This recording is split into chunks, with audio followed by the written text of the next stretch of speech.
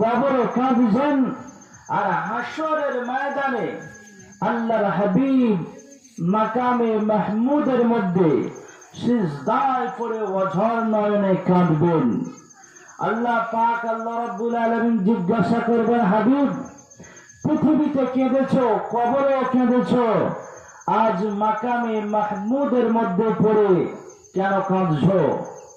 আল্লাহ পাক আল্লাহ রাব্বুল আলামিনের হাবিব বলবেন, আল্লাহ পৃথিবীর জমিনে আমার যে গুনাহগার উম্মতি ছিল তাদের জন্য জাহান্নামের ফয়সালা হয়ে গিয়েছে, আর ফেরেশতারা আমি আখিরি জামানার আখিরি নবী, আমার সামনে আমার উম্মতগুলোকে ধরে জাহান্নামের দিকে নিয়ে যায়, তাই আমি রাসূল কাঁদি।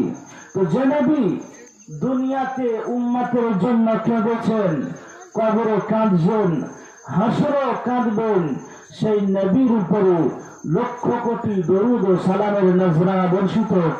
সবাই বলি সাল্লাল্লাহু আলাইহি ওয়াসাল্লাম।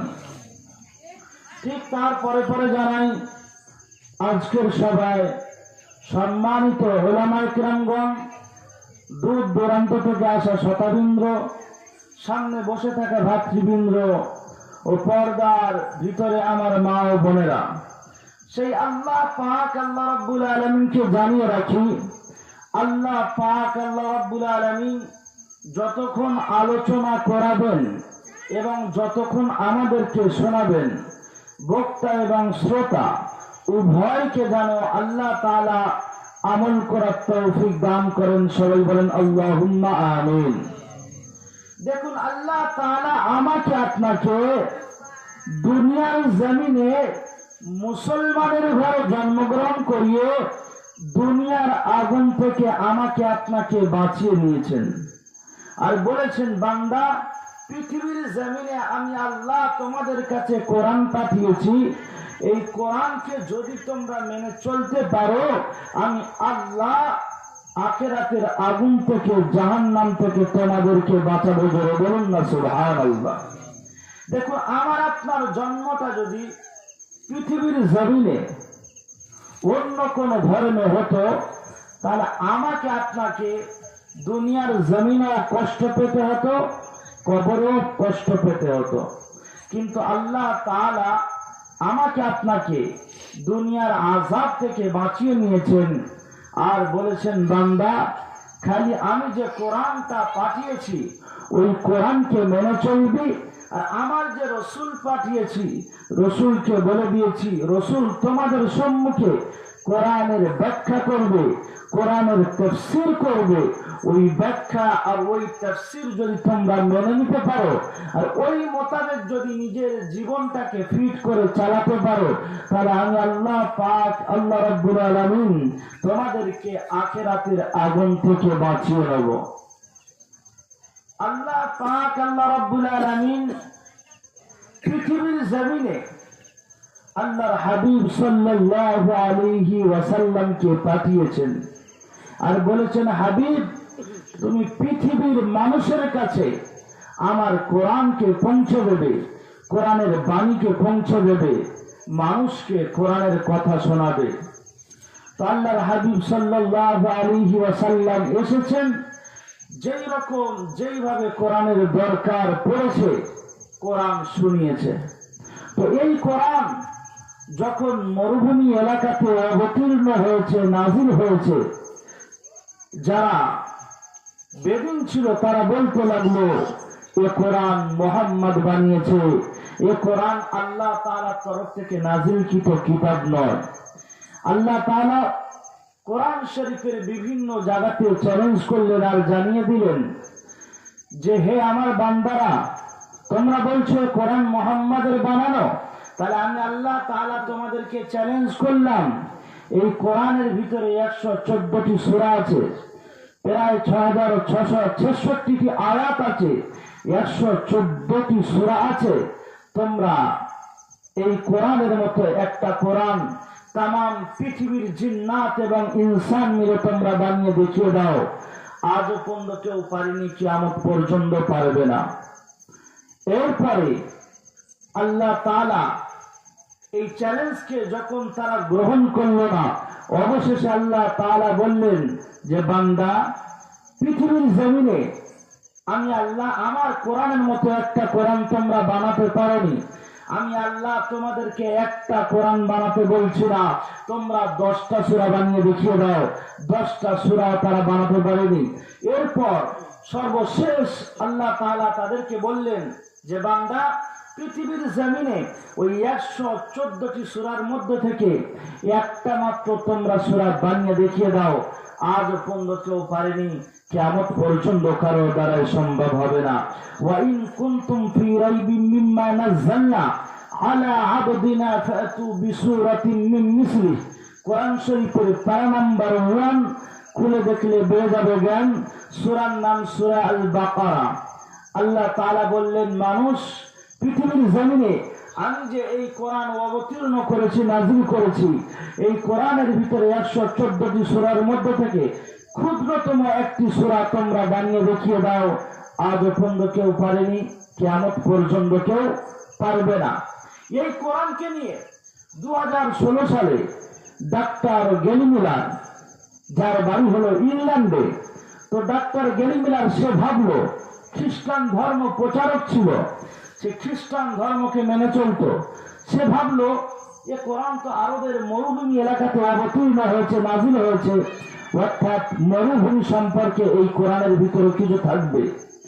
ডক্টর গেলি মিলার 2016 সালে কোরআনকে নিয়ে রিসার্চ করতে চালু করলেন যে আমি কোরআন থেকে ভুল বার করব, কোরআন থেকে ভুল বার করে মুসলমানদেরকে লাঞ্ছিত করব, অপমানিত করব, অপদস্থ করব।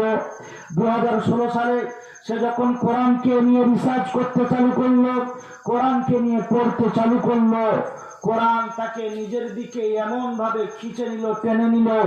2016 সালে ডক্টর গেলি মিলার কালেমা লা ইলাহা ইল্লাল্লাহ পড়ে মুসলমান হয়ে গেছে। জোরে বলুন না সুবহানাল্লাহ। তো কোরআন, আল্লাহ তাআলা বলছে, বান্দা, পৃথিবীর জমিনে আমি আল্লাহ এমন একটি কিতাব পাঠিয়েছি, এর মধ্যে কোনো ভুল নেই, কোনো সন্দেহ নেই। পৃথিবীর জমিনে যখন কোন লেখক কোন পুস্তক লেখে, কোন বই লেখে, তার শুরুতে লিখে দিতে পারে না যে এর ভিতরে কোনো ভুল নেই, কোনো সন্দেহ নেই। লিখে দিতে পারে? কারণ হিম্মত হয়? হিম্মত হয় না। কিন্তু আল্লাহ পাক, আল্লাহ রাব্বুল আলামিন বললেন, যালিকাল কিতাবু লা রাইবা ফি, there is no doubt in it. এই কোরআনের ভিতরে কোনো সন্দেহ নেই, ভুল তো দূরের কথা, কোনো সন্দেহ নেই। পৃথিবীর জমিনে যখন কোন লেখক তার পুস্তককে লেখে, তার কিতাবকে লেখে, তার ভিতরে সে তার কমজোরি জাহির করে আর শুরুতেই লিখে দেয় যে আমি যে কিতাব লিখেছি, এই কিতাবের ভিতরে যদি কোন রকম ভুল থাকে তাহলে আমাকে জানিয়ে দেবে, আমি আগামী সংকলনে এটাকে ঠিক করে নেব। বলে কি বলে না? কিন্তু আল্লাহ তাআলা তিনি তার কিতাবকে চালু করেছেন, লিখেছেন, একদম শুরুতেই তার প্রশংসা এবং হামদ দিয়ে চালু করেছেন যে আলহামদুলিল্লাহি রাব্বিল আলামিন। সমস্ত সব কিছু প্রশংসার মালিককে বলেন আল্লাহ, আল্লাহ তাআলা। আল্লাহ তাআলা বললেন, বান্দা, পৃথিবীর জমিনে এই কোরআন আমি আল্লাহ তোমাদের জন্য পাঠিয়েছি। আর এই কোরআনকে আমি আল্লাহ মানুষের জন্য কঠিন বানাই না, আমি আল্লাহ মানুষের জন্য সহজ এবং সরল তৈরি করে দিয়েছি। 2016 সালে কলম পত্রিকায় বার হয়েছিল ইংল্যান্ডের একজন শিশু বাচ্চা, যার নাম ছিল মারিয়া। মাত্র 6 বছর বয়সে তাম পৃথিবীর মানুষের টনককে হেলিয়ে দিয়েছে আর তাম পৃথিবীর মানুষকে আশ্চর্য করে দিয়েছে। মাত্র 6 বছর বয়সে পুরো কোরআনুল কারীমকে হিফজ করেছে। জোরে বলুন না সুবহানাল্লাহ। একটি বিশাল বড় প্রোগ্রাম করা হলো। তার মাকে মিডিয়ার মানুষরা জিজ্ঞাসা করছে, আচ্ছা তোমার মেয়ে মারিয়া মাত্র 6 বছর বয়স, এত ছোটবেলায় আর এত দ্রুত গতিতে কোরআনকে কি করে হিফজ করেছে, মুখস্থ করেছে? তো তার মা তখন বলছে যে আমার বাচ্চা যখন আমি মক্তবে ভর্তি করলাম, আমার বাচ্চা সূরা ইয়াসিন মুখস্থ করেছে। আর আমার সাইটের গ্রামে কোন একটি প্রোগ্রাম ছিল, সেখানে আমার বাচ্চা সূরা ইয়াসিন পড়েছে, পড়ার পরে সে পজিশনে এসছে। তারপর থেকে আমি মা ওকে মাদ্রাসাতে ভর্তি করলাম, আর ওকে সব সময় এটাই লোভ দেখাতাম, এটাই বলতাম যে মা, তুমি যদি কোরআনের অমুক সূরাকে যদি মুখস্থ করে শোনাতে পারো, তোমার জন্য আমি অমুক খেলনা কিনে দেবো। তুমি যদি কোরআনের অমুক পারাকে মুখস্থ শোনাতে পারো, তাহলে আমি তোমার জন্য দামি খাবার কিনে দেবো, কেক কিনে দেবো। সে বাচ্চা মানুষ এই খাবারের লোভে পড়ে কোরআনকে দ্রুত গতিতে মুখস্থ করেছে এবং 6 বছর বয়সে পুরো কোরআনুল কারীমকে মুখস্থ করতে সক্ষম হয়েছে। তো আল্লাহ তাআলা পৃথিবীর জমিনে বলছে, বান্দা, আমি আল্লাহ তাআলা মানুষের জন্য এই কোরআনকে সহজ এবং সরল তৈরি করেছি।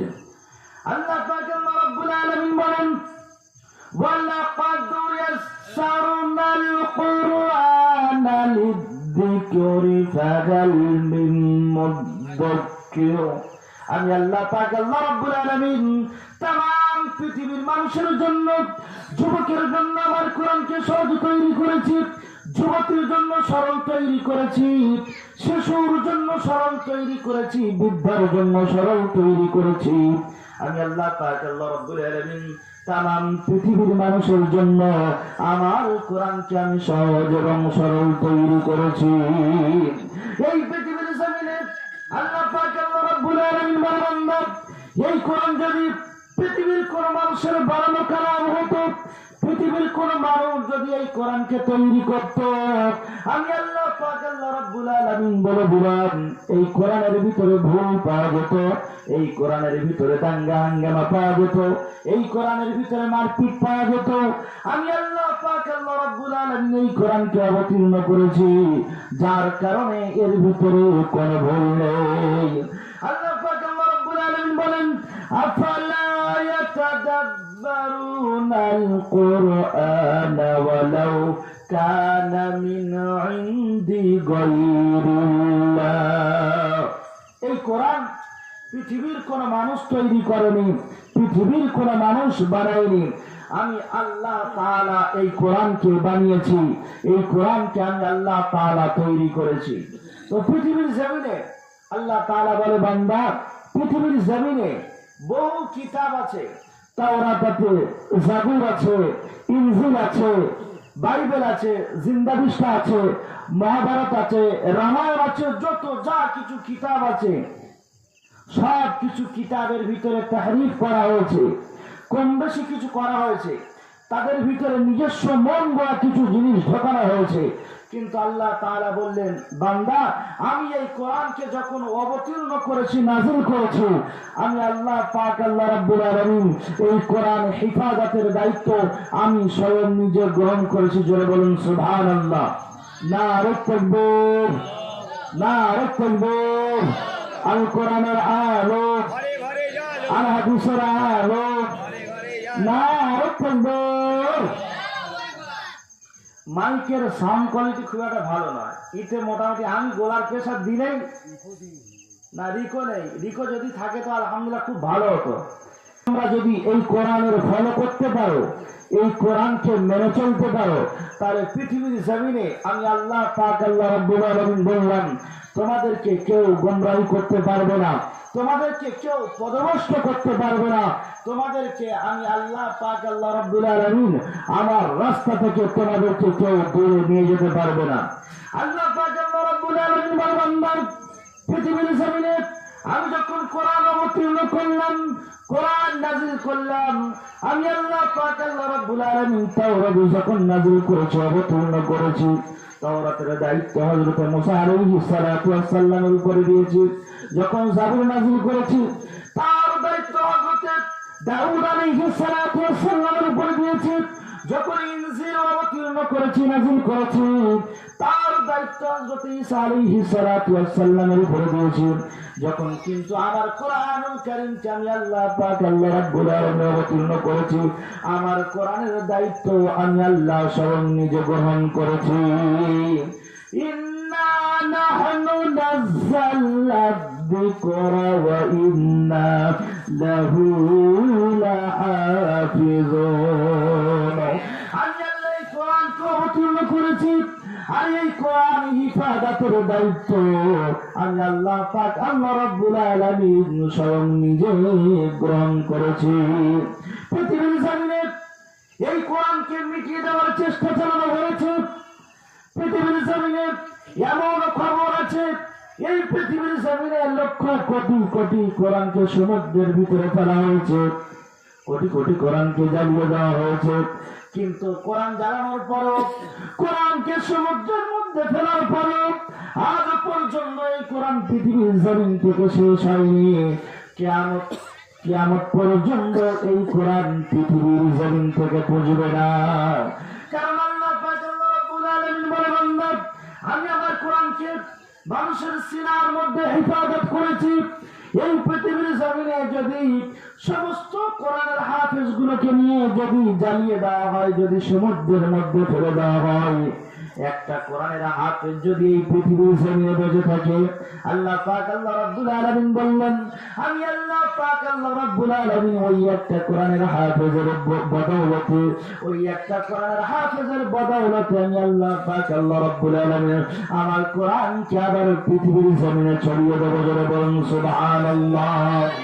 এরপর আল্লাহ পাক আল্লাহ রাব্বুল আলামিন বলে, বান্দা এই কোরআন তোমার ঘরের ভিতরে থাকবে, তোমার হাতের মধ্যে হবে। এই কোরআন তোমার বাস্তব জীবনের সঙ্গে তুমি ফিট করবে, এই কোরআন তোমার রাজনীতি জীবনের সঙ্গে তুমি ফিট করবে।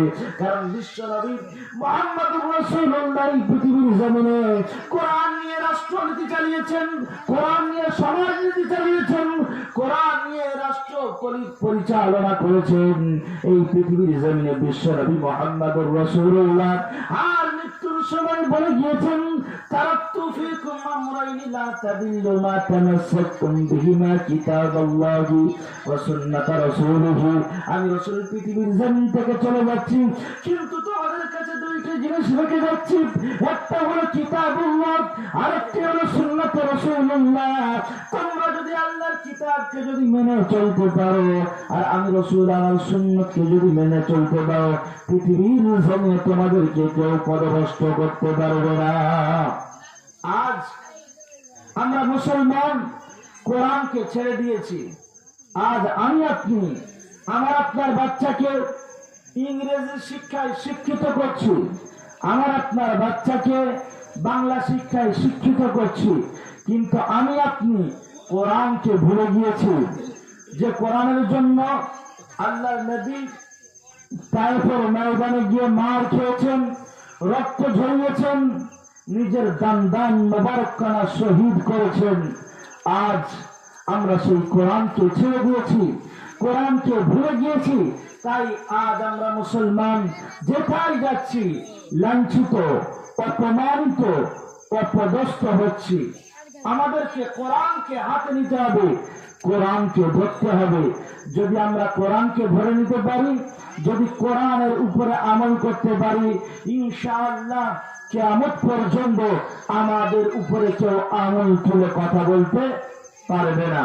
পৃথিবীর জমিনে যারা কোরআনকে ফলো করে চলেছে, কোরআনকে মেনে চলেছে, তাদের কাছে পৃথিবীর যেমন পাওয়ার হোক না কেন, তাদের ওই কোরআনওয়ালাদের কাছে মাথা নত করতে হয়েছে। আজ প্রায় 1.5 বছর হয়ে গেল। আপনারা জানেন যে ইসরায়েলের সঙ্গে ফিলিস্তিনের তুমুল যুদ্ধ হচ্ছে, হয়নি? ইসরায়েলের সেনা 5 লক্ষ আর ফিলিস্তিনের সেনা মাত্র 5,000। ইসরায়েলের কাছে ড্রোন আছে, পরমাণু আছে, আত্মধনিক বিভিন্ন রকম মেশিন আছে, সব কিছু আছে। আর ফিলিস্তিনের কাছে কিছু নেই। এদের যে 5,000 সৈন্য, তার মধ্যে থেকে 3,000 কোরআনের হাফেজ। এদের কাছে কোনো প্লেন নেই, কোনো বোমা নেই, বা কোনো আত্মধনিক কোনো কিছু তাদের কাছে নেই। তারপরও প্রায় 1.5 বছর হয়ে গেল, আজও পর্যন্ত ফিলিস্তিনকে কি করতে পারেনি, হারাতে পেরেছে? ইসরায়েল আজ পর্যন্ত হারাতে পারেনি, আর ইনশাআল্লাহ পারবে না। কারণ তাদের কাছে ইমানি পাওয়ার আছে, ইমানি শক্তি আছে। যাদের কাছে ইমানি পাওয়ার, ইমানি শক্তি থাকবে, তাদের কাছে দুনিয়ার যে কোনো পাওয়ার নত হতে বাধ্য হবে। আমি আপনি জানি, গত কয়েক বছর প্রায় আগে আফগানিস্তান স্বাধীন হয়েছে কার হাত থেকে? আমেরিকার হাত থেকে। দীর্ঘ 20 বছর ধরে আমেরিকা আফগানিস্তানের বুকে তারা দাদাগিরি করেছে, আফগানিস্তানের মানুষকে গোলাম বানিয়ে রেখেছিল। কিন্তু 20 বছর পরে তারা আফগানিস্তান ছেড়ে পালাতে ভয় খুঁজে পায়নি। তারা অবশেষে যাকে দুনিয়ার সুপ্রিম পাওয়ার বলা হয়, এই দুনিয়ার সুপ্রিম পাওয়ার আফগানিস্তানের মাটিতে আফগানিস্তানের মুসলমানদের কাছে মাথা নত করে দিয়েছে যে না, আর আমরা পারলাম না, আমরা আফগানিস্তান ছেড়ে চলে যাচ্ছি। হয়েছে না হয়নি? তাদের কাছে কি ছিল? ইমানি পাওয়ার ছিল, ইমানি শক্তি ছিল, ইমানি তাকত ছিল। আজ আমাদের কাছে ইমানি পাওয়ার নেই, ইমানি শক্তি নেই, আমরা ইমানের দিক থেকে দুর্বল হয়ে গিয়েছি। তাই আজ আমাদের উপরে বিভিন্ন রকম হামলা হচ্ছে, বিভিন্ন রকম জুলুম হচ্ছে, বিভিন্ন রকম অন্যায় অত্যাচার হচ্ছে। আমরা যদি আমাদের ইমানি পাওয়ারটা আবার ফিরিয়ে আনতে পারি, তো আমাদেরকে সেই ইমানি পাওয়ার তৈরি করতে হবে। যদি ইমানি পাওয়ার তৈরি করতে হয়, তাহলে আমাদেরকে কি করতে হবে? সর্বপ্রথম ইমান আনার পরে আমাদেরকে নামাজ আদায় করতে হবে।